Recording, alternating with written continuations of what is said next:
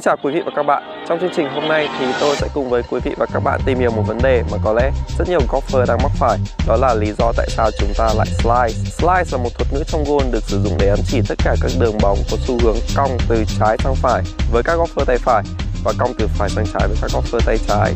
Rất nhiều golfer slice, và slice là một cú đánh có lẽ sẽ làm mất khoảng cách đi rất là nhiều, đặc biệt là khi chúng ta phát bóng với cây gậy driver. Ngày hôm nay thì chúng ta sẽ cùng tìm hiểu lý do tại sao chúng ta lại slice với sự trợ giúp của thiết bị Trackman, là một thiết bị sử dụng trong golf để đọc tất cả các thông số liên quan đến đường bóng, để chúng ta thực sự biết được điều gì đang diễn ra tại thời điểm bóng tiếp xúc với mặt gậy.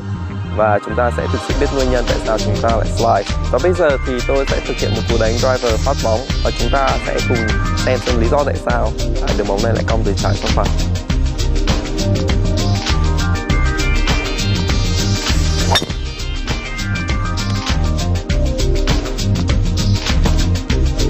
Vừa xong là một cú đánh slice từ trái sang phải. Vừa xong đó là một cú slice điển hình với cây gậy phát bóng driver. Và ở đây chúng ta thấy những thông số vô cùng rõ mà Trackman mang lại. Đường bóng xuất phát thẳng từ hướng mục tiêu, sau đó cong sang bên phải. Ở đây có hai thông số mà chúng ta sẽ để ý đến nhiều nhất, và đây là một trong những nguyên nhân chính lý do tại sao chúng ta lại slice. Thứ nhất, đó là hướng di chuyển của đầu gậy, và tiếp theo là hướng của mặt gậy. Con số âm cho thấy đầu gậy có xu hướng di chuyển sang bên trái, và con số dương cho thấy mặt gậy có xu hướng sang bên phải. Như vậy, đầu gậy di chuyển sang hướng bên trái mục tiêu so với hướng chúng ta ngắm ban đầu với hướng mục tiêu, và mặt gậy tại thời điểm tiếp xúc với bóng lại hướng sang phía bên phải. Như vậy, một trong những nguyên nhân chính lý do tại sao chúng ta lại slice đó là do mặt gậy mở hơn so với hướng di chuyển của đầu gậy. Và để thực sự hiểu những thông số vừa xong thì bây giờ chúng ta sẽ cùng thực hiện một minh họa để chúng ta thực sự thấy sự tương tác giữa đầu gậy và mặt gậy và ảnh hưởng lớn đến đường bóng như thế nào. Với ví dụ vừa xong thì chúng ta có hai thông số mà chúng ta vừa nhắc đến, đó là đầu gậy xu hướng di chuyển sang bên trái 0,3 độ, và tại thời điểm tiếp xúc mặt gậy đang hướng sang bên phải 2,5 độ. Vậy thì điều có nghĩa là gì? Ở đây chúng ta lấy ví dụ với cây gậy ở trên mặt đất này là hướng chúng ta ngắm đánh thẳng với hướng mục tiêu. Vậy thì đầu gậy di chuyển sang bên trái 0,3 độ đồng nghĩa với việc tại thời điểm tiếp xúc đầu gậy đang có xu hướng di chuyển sang phía bên trái mục tiêu. Song song với việc đó là mặt gậy mở sang bên phải 2,5 độ, có nghĩa là tại thời điểm tiếp xúc với quả bóng, đầu gậy di chuyển sang bên trái nhưng mặt gậy lại đang ngửa sang bên phải. Đây là lý do tại sao chúng ta lại slice. Nguyên nhân chính đó là bất cứ khi nào mặt gậy mở hơn so với hướng di chuyển của đầu gậy thì đường bóng sẽ slice. Như vậy có nghĩa là gì? Đơn giản nếu chúng ta swing theo hướng ngược lại, liệu chúng ta có thể chữa được cú đánh slice hay không? Câu trả lời hoàn toàn không đơn giản như thế. Rất nhiều golfer có xu hướng làm ngược lại, đó là cho đầu gậy di chuyển sang hướng bên phải. Tuy nhiên, việc này chỉ có thể khẳng định được một điều, đó là đầu gậy di chuyển sang hướng bên phải mục tiêu, nhưng không có nghĩa là đường bóng sẽ cong hoàn toàn theo hướng ngược lại. Lý do đó là gì? Bất cứ khi nào mặt gậy mở hơn so với hướng di chuyển của đầu gậy, đường bóng sẽ cong. Vậy thì nếu chúng ta đánh ngược lại theo hướng này để cho đầu gậy di chuyển sang hướng bên phải, tại thời điểm tiếp xúc mặt gậy cũng ngửa sang bên phải, đường bóng sẽ slice.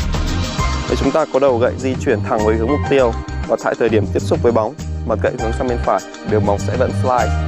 Vậy thì đây là nguyên nhân tại sao chúng ta lại slice. Làm sao để chúng ta có thể chữa được cú đánh slice này, hay làm sao khắc phục được cú đánh slice này để đường bóng cong ít hơn và sẽ đi thẳng hơn? Một trong những cách đó là chúng ta sẽ tìm cách đánh đường bóng roll, nghĩa là đường bóng quay ngược lại.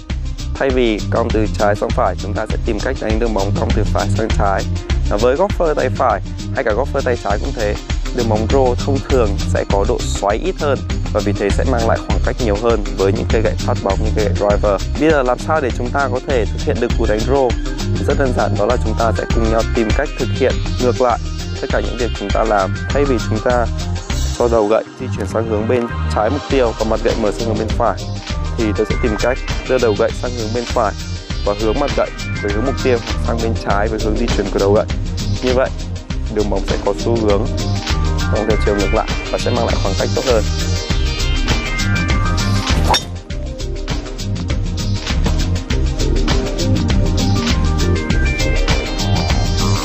Vừa xong là một cú đánh roll từ phải sang trái. Và chúng ta sẽ cùng xem lại các thông số mà trackman mang lại và so sánh với cú đánh trước đó. Với cú đánh vừa xong, đường bóng rô từ phải sang trái khá là rõ và chúng ta thấy điều đó thể hiện khá rõ trên màn hình với khi trackman lấy lại thông số của đường bóng đó. Và đường bóng cong từ phải sang trái vào khoảng cách tổng thể là 287 yard, tốt hơn cú đánh trước rất là nhiều. Với cú đánh vừa xong thì hai thông số mà chúng ta đang để ý đến, chúng ta thấy sự khác biệt rất rõ so với cả cú đánh slice trước đó. Đó là gì? Đầu gậy hiện giờ lại có xu hướng di chuyển sang bên phải 7,8 độ, và song song với điều đó thì mặt gậy mở so với các hướng ngắm của chúng ta 6,4 độ. Như vậy có nghĩa là gì? Đồng nghĩa với việc mặt gậy đang đóng lại so với hướng di chuyển của đầu gậy 1,5 độ. Khi mặt gậy đóng lại hơn so với hướng di chuyển của đầu gậy, bây giờ rất có nhiều khả năng đường bóng sẽ draw.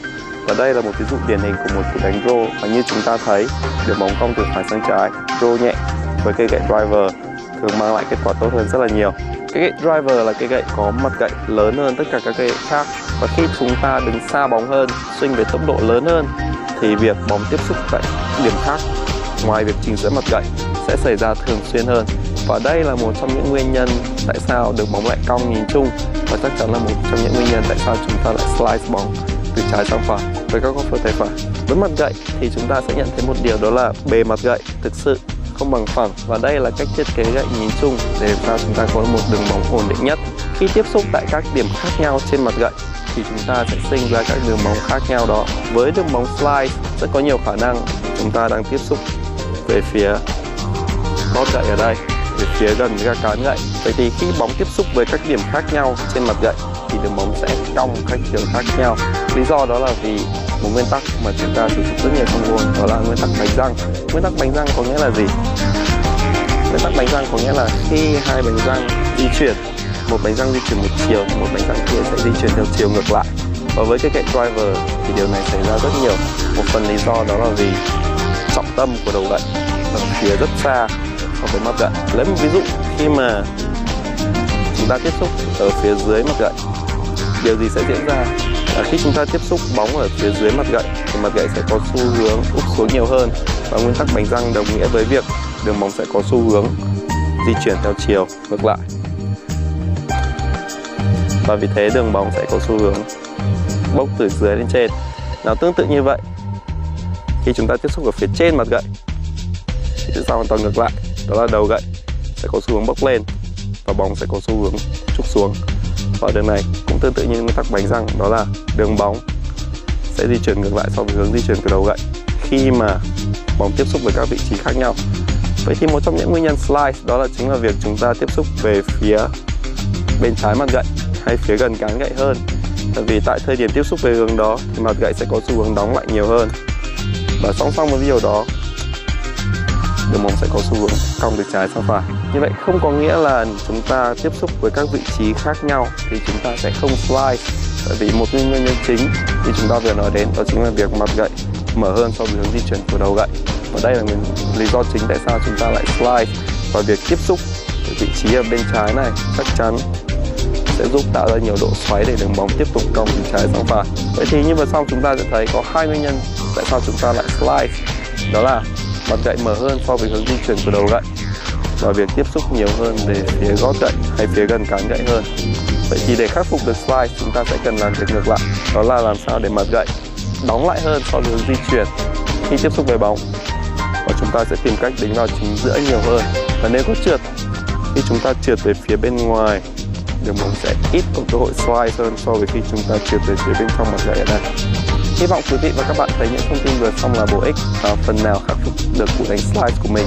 Hy vọng sẽ gặp lại quý vị và các bạn trong các chương trình lần sau. Xin chào và hẹn gặp lại.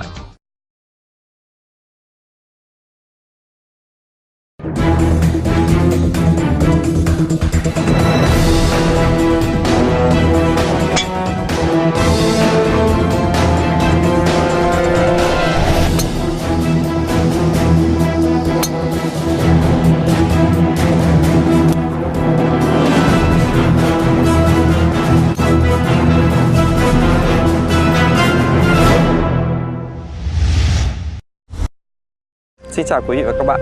Trong chương trình hôm nay thì chúng ta sẽ đến với một câu hỏi mà rất nhiều golfer thắc mắc, đó là làm sao để chúng ta đánh được driver xa. Tôi chắc chắn rằng đây là quan tâm của rất nhiều golfer, không chỉ các golfer mới chơi mà đặc biệt là các golfer đã đánh lâu năm rồi. Chúng ta luôn luôn muốn đánh xa hơn và thông thường điều đó là có thể.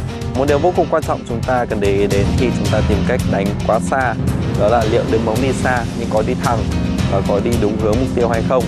Một điều quan trọng nữa đó là với mỗi người thì chúng ta đều có một tốc độ swing nhất định.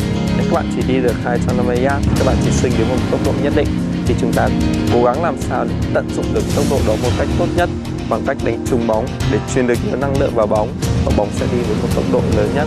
Các golfer đều có các tốc độ khác nhau nên không phải ai cũng có thể đánh xa như nhau, và có lẽ chúng ta nên tập trung vào giới hạn của cơ thể và biết khả năng của mình trước khi đặt mục tiêu đánh quá xa. Ngoài tốc độ bóng cao thì chúng ta sẽ cần hai yếu tố vô cùng quan trọng nữa để đường bóng đi được xa nhất có thể, đó là độ phóng cao và độ xoáy thấp. Độ phóng cao ở đây có nghĩa là đường bóng cất lên ở một góc độ nhất định ngay sau khi tiếp xúc với cả bàn gậy. Độ phóng cao sẽ rất tốt, phải có nhiều khả năng đưa đường bóng đi xa. Độ phóng cao đó thường liên quan đến hai yếu tố vô cùng quan trọng. Thứ nhất đó là độ mở trên mặt gậy, hay còn gọi là độ loft trên cây gậy driver của các bạn. Yếu tố thứ hai là góc độ